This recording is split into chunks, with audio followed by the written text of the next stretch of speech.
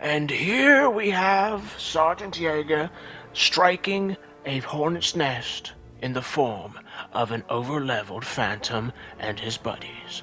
Very terrifying. Notice, despite the fact of how much Stars of Ruin costs, he has now used it about 10 times in a row. With a couple roll inputs eaten, Sergeant Jaeger is no more. Very frightening. Hello everybody, I hope you're doing well today. I am going to be going over the Elden Steeple off dagger setup now.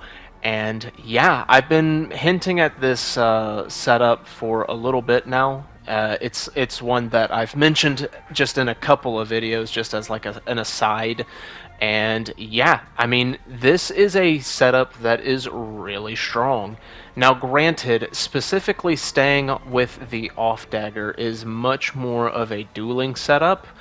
And what I come to find out later, just like near the end of the session that I planned on recording for, by the way, that is such a normal amount of Moonveil damage. Yo, GG's guys, I definitely did not want to shoot myself. In GTA, of course. But the thing is that later on I try power stancing the steeples and then occasionally swapping to the dagger. And I'll talk about that when I get to it. We're running 30 strength, 50 intelligence at rune level 125. In my physic, I'm running the strength up physic, also with the magic one. Now granted, a much more sound approach to our physic would have been to use at least the crimson bubble tier. However, I just wanted to see how ridiculous we could get the damage to go. But before that, let's just do it again. Let's just get skilled on one more time. Thank you so much. If you guys can't tell by now, this was not a good invasion session.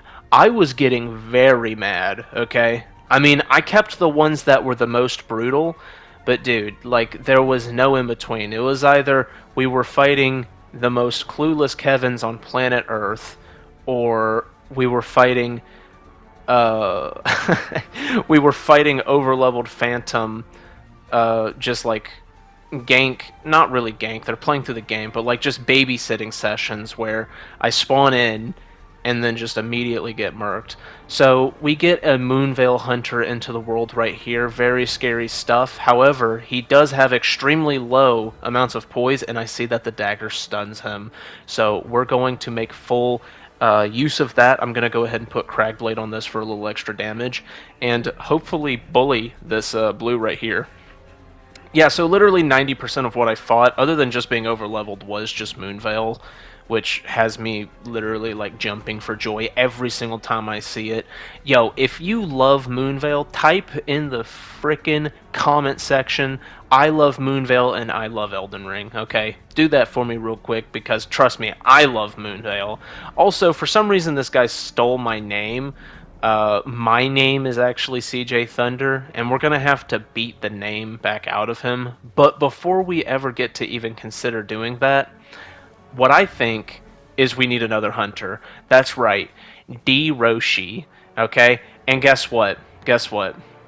Moonveil! Yep, that's right, you guessed it correctly. 90% of what you fight in this game is Moonveil, and that makes me happy. I love Moonveil and I love Elden Ring, okay? But anyway, the Elden Steeple is one of the best candidates for a one-handed or power stance greatsword, and it has to do with the absolutely insane amount of damage it has. Once I physic and buff, I have over 1,000 AR. It was like 1,029. Yeah, that's ludicrous amounts of damage. So, like, every single time we hit, we're at least doing, like 450 bare minimum with, like, our weaker attacks.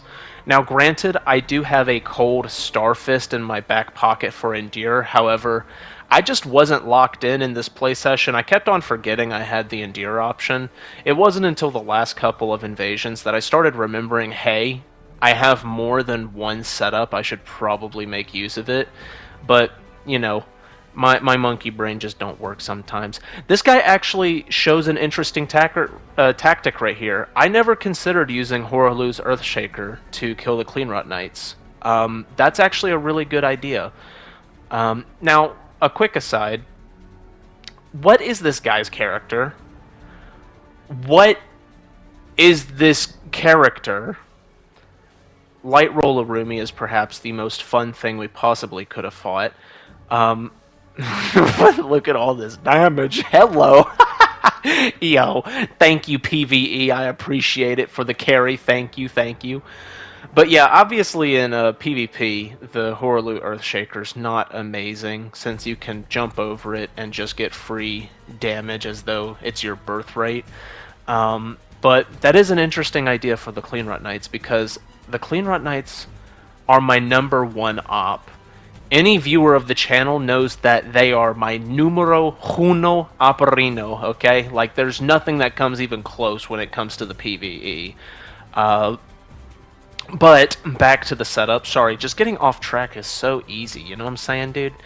Yeah, so what we have here is we have some people high up here in the trees. Now, granted, one of them just got one shot by the Doot Horn Man, the guy that doots the horn, whatever his name is, Michelin Man, after having eaten a couple too many siestas. You feel me? Like that guy, you know what I'm saying? Good damage right there. That was like a good 500 to secure the kill from that roll, that running attack. That was beautiful, if you ask me. Like, it feels so good using a weapon that hits this hard, okay? And, like, honestly, the dagger's doing good damage, too. Like, man, the off-walkie is putting in the work. I think, guys, it's time for a little bit of revenge, okay? Well, would you look at that? It's the two Moonveil guys from before.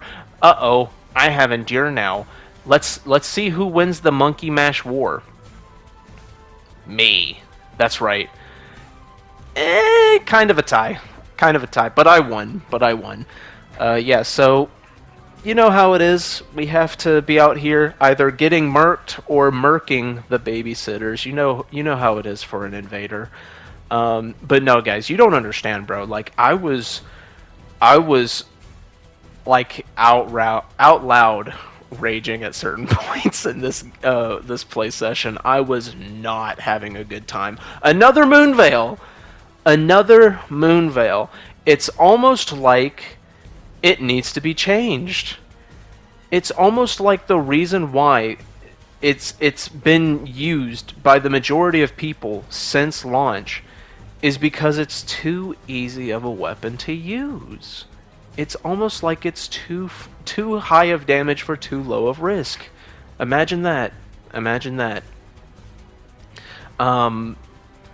Bro, what is wrong with me in these tangents, bro? Anyway, yeah, so we have a guy who just infused his Rogier's rapier with blood tax, which is perhaps the most overpowered combo in the whole game.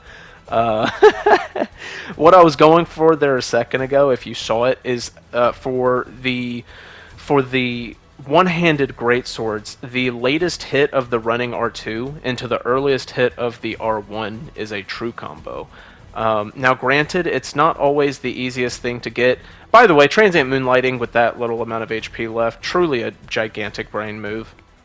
It's not the safest true combo to go for because it, the hit stun and the speed at which you do it is just kind of slow. But it is a good way of just wrapping somebody up real quick. So that's a very good choice of something to go for if someone, say, like panic rolling or as like a really heavy outplay sort of maneuver, if you get what I'm saying. But when it comes to the one-handed or power stance greatswords, your bread and butter is going to be the relationship between your crouch attack and the vertical R2s, which thankfully the Health and Steeple has. And so this guy right here, crazy amount of latency, but Because we're using an unreactable weapon in the form of the dagger, we spam that mostly, and then we get the kill with a like 600 damage running R2 when I think he's about to try and stand and bang, rather than rolling over and over. It is time for the guys that were at the beginning of the video. Hit him while he's waving. Number one reason why I deserve to get absolutely pooped on. I'm very dishonest for having done that. Look at that damage. Look at that damage. And that was legitimately smart right there by the host. Using the piercer to go through the wall, that honestly gives me Dark Souls 2 vibes with the what was it called? The something greatsword, the Soul Greatsword. God, man, I miss that version of the Soul Greatsword. Like, it was so strong, like, it would just do a bazillion damage back in ye olden days. And then Dark Souls 3. I don't even know how, but Dark Souls 3 messed that spell up. So yeah, we're getting hit a lot. Rage burp, sorry guys. We're getting hit a lot by the Crimson Tears. The Crimson Tears? Yo, I'm actually on the perk 30s right now. My bad, guys. By the Stars of Ruin, but we do get him with the fan daggers to put him away. Now, this guy only has like 1,000 HP, so I mean, you know, unless I were to mess up really bad, this is just kind of wraps. I won't lie. I won't lie, dude. But it is time to try out power stanced health and steeples. I won't lie, I really did not think this was gonna do as good as it did. I didn't use it for near as long as I did just simply off dagger, but I had like the same amount of success in like way less time. Like I won like quite a good amount of invasions, and it made me realize and remember that the number one, without a shadow of a doubt, the number one factor to winning invasions is damage, okay? So, while the off dagger does add a lot of pressure to what you're able to do, sometimes just being able to do a ludicrous amount of damage fast, oftentimes, is the best thing you can go for. So, by this point, I'm swapping from the steeple to the dagger when someone is low. Okay, so that's the plan here, right? So he's really low, get on the chase, bam, hit him right there with that. Yes, sir. You know, like, that's kind of schnice. And I wish I had thought about that beforehand, because I probably would have been able to pack up a lot of the ganks that I had died to earlier, or you know, hosts and phantoms that I had died to. Now, this guy is running a very scary build. He's running the Ash of War that combos into the Greatsword R1, so we do need to be careful. As you saw with that running L1 did a ludicrous amount of damage. Somehow, I guess because of the slope, I did not manage to get that follow-up right there, but I did outspace him and get him with the L1. And what I do like is that even though the Power Stance Greatsword L1 is slow, it's still like in the realm of possibility of hitting your opponent, like just barely, right? But the thing is if you mix it up intelligently with the crouch attacks and whatnot, you can make it work, you know, especially if you have like a dagger that you swap to, adding that extra pressure, making your opponent want to make bad plays, essentially.